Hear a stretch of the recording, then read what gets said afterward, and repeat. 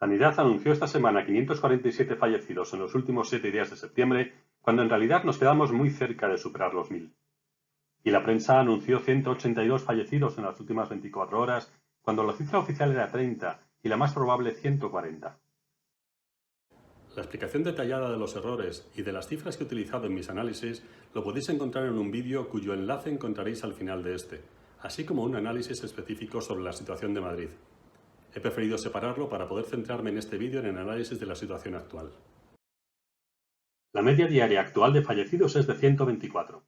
Una cifra altísima, pero que se mantiene cerca de un 90% por debajo del pico de marzo y abril, al que en ningún momento nos vamos a aproximar. Veamos la foto actual un poco más de cerca. Hemos multiplicado por 8 los fallecidos del inicio de agosto, y lo más importante, la curva sigue creciendo. Por lo tanto, lo importante es saber dos cosas. ¿Cómo es esta cifra en términos absolutos? Y para ello la voy a comparar con otros países. Y lo más importante, ¿cuál es la tendencia? Si estas cifras van a seguir creciendo, se van a estabilizar o se van a reducir. Y en esto hay buenas noticias. La comparación con otros países es odiosa. Como os adelanté al inicio de septiembre, ya superamos en 10 veces la mortalidad de la media del resto de Europa. Solo se nos acerca Francia y países como Portugal y Grecia, que empezaron muy bien pero que ahora sufren las consecuencias de un excesivo confinamiento, como explicaré claramente en mi próximo vídeo. Y esto utilizando las cifras oficiales, que nos dejarían en 12 fallecidos por millón en la última semana. Con las cifras reales que utilizaré a partir de ahora es mucho peor. Estamos en 20, es decir, peor que Estados Unidos y solo un poco por debajo de los desastres de México y Brasil. Ya sabemos dónde estamos, veamos ahora el futuro. La clave para analizar el presente y el futuro no son las cifras, sino la tendencia. Saber a qué ritmo están aumentando o disminuyendo las cifras, porque eso indica si las medidas están teniendo éxito o si hay que modificarlas. Un indicador imprescindible, la variación diaria, que no nos están dando, pero que encontraréis aquí. En los peores momentos de marzo, los fallecimientos aumentaban en más de un 50% cada día respecto al anterior. Este porcentaje comenzó a decrecer ya antes del estado de alarma, es decir, que no fue consecuencia del confinamiento como cree la mayoría, algo que explicaré con detalle en mi próximo vídeo. Al inicio de abril ya estaba reduciéndose la cifra diaria y a final de junio no registramos ya casi ningún fallecido.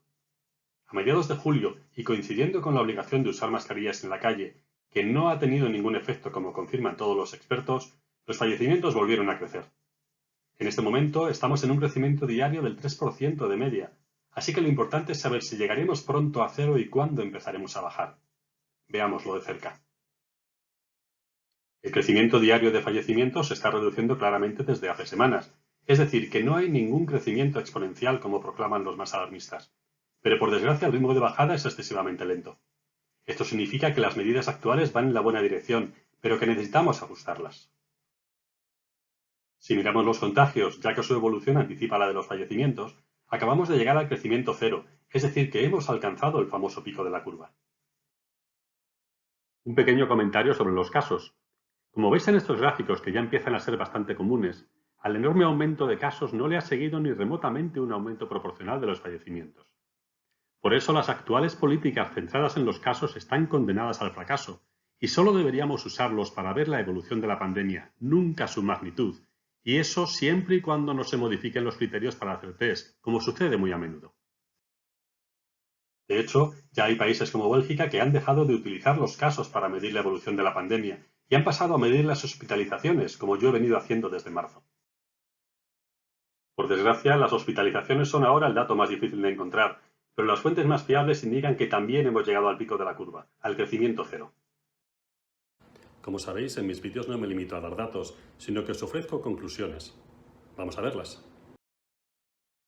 En mi modelo 10 que podéis encontrar en mi canal de YouTube, os explicaba que hay un retraso medio entre medidas, casos, hospitalizaciones y fallecimientos de 10 días. Las cifras de las últimas semanas muestran tres cosas. Que las medidas en vigor desde agosto han sido demasiado relajadas, ya que la ralentización del ritmo de crecimiento de fallecimientos ha sido muy lenta. Que con las medidas que han estado en vigor hasta ahora tardaremos pocos días en llegar al pico de fallecimientos. Y que son innecesarias las medidas de confinamiento, aunque es preciso ajustar las medidas actuales. Las conclusiones son las mismas que compartí con vosotros el pasado 10 de septiembre, con la salvedad de que entonces utilizaba cifras oficiales para facilitar la comparación con las noticias de sanidad y la prensa, y a partir de ahora utilizo cifras reales. El rebote actual, que no es una segunda ola sino parte de la primera, solo que la hemos dividido en dos con un confinamiento que solo retrasó lo inevitable, nos llevará a un máximo de 150 fallecidos diarios dentro de pocos días y a un total cercano a 9.000 nuevos fallecidos, de los que ya llevamos 4.000. Un desastre sin paliativos que se podía haber gestionado muchísimo mejor, pero que era en gran parte inevitable, como explicaré en mi próximo vídeo. De cara a las próximas semanas ya sabemos lo que funciona, puesto que pasamos junio y julio con menos fallecidos por COVID que por accidentes de tráfico.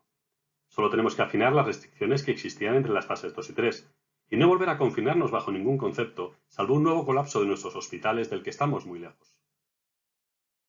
En los vídeos cuyo enlace podéis encontrar al final de este vídeo, o directamente en mi canal de YouTube, podéis ver la explicación de los enormes errores de sanidad y la prensa con las cifras del COVID, así como un análisis de Madrid aplicando los mismos criterios que he usado para el conjunto de España en este vídeo. En mi próximo vídeo terminaré de cuadrar el círculo del COVID explicando aspectos tan inesperados para muchos como la inutilidad de los confinamientos, por qué estamos donde estamos, qué nos diferencia de otros países y cuándo terminará la pandemia. Espero que lo encontréis interesante.